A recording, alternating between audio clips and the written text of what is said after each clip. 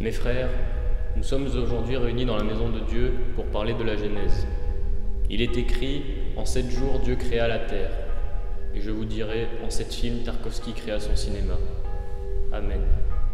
Tu as bien entendu, internaute attentionné. Aujourd'hui, nous allons parler de Tarkovsky. Je sais, ceux qui connaissent me diront « En effet, oui, somptueux ce cinéma soviétique plein de puissance. » Et ceux qui ne connaissent pas me diront « Mais qu'est-ce donc ?»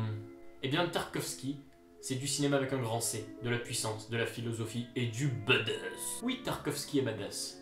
Pourquoi? Parce qu'il fait partie des plus grands.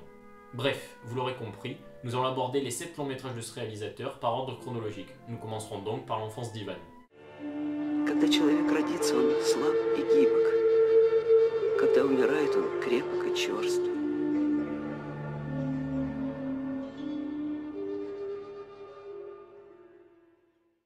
Sorti en 1962 et adapté de la nouvelle Ivan de Vladimir Bokomolov, ce film raconte l'histoire d'Ivan, orphelin de 12 ans, qui est devenu, après l'assassinat de sa mère par les nazis, éclaireur pour l'armée soviétique.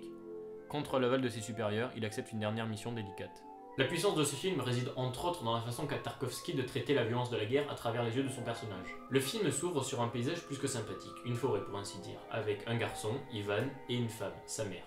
Ils rigolent, sont contents, s'amusent, quand tout à coup, des coups de feu retentissent. Et là, on est plongé en pleine Seconde Guerre mondiale dans un paysage de genre No Man's Land. Et c'est parti pour votre expérience cinématographique. Non seulement la photographie est magnifique, mais le propos l'est encore plus.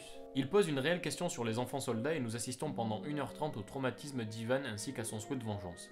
La violence et le conflit ont une telle présence dans le quotidien du jeune garçon qu'il se prend pour un vrai soldat, il est hautain avec les adultes et se transforme en une machine. Par exemple, dans une scène où Ivan se retrouve seul dans le bunker qui lui sert d'abri depuis le début du film, il s'amuse. Mais à votre avis, à quoi joue un gosse de 12 ans en 1940? Aux osselets?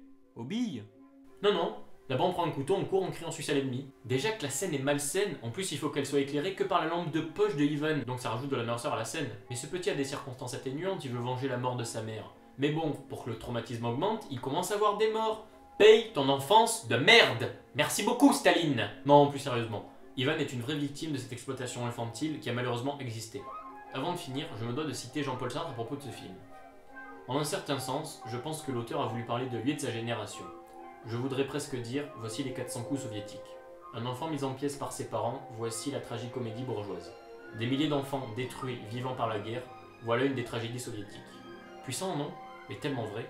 Bref, L'enfance d'Ivan est un excellent film qui pose les fondements du cinéma de Tarkovsky, notamment sur la réflexion sur le monde qui nous entoure. Ce film m'a tout de même fait penser à l'excellent Requiem pour un massacre d'Elem Klimov, tant sur son rapport avec la nature que sur les enfants soldats. En espérant que ça vous ait plu, vive le cinéma, ciao!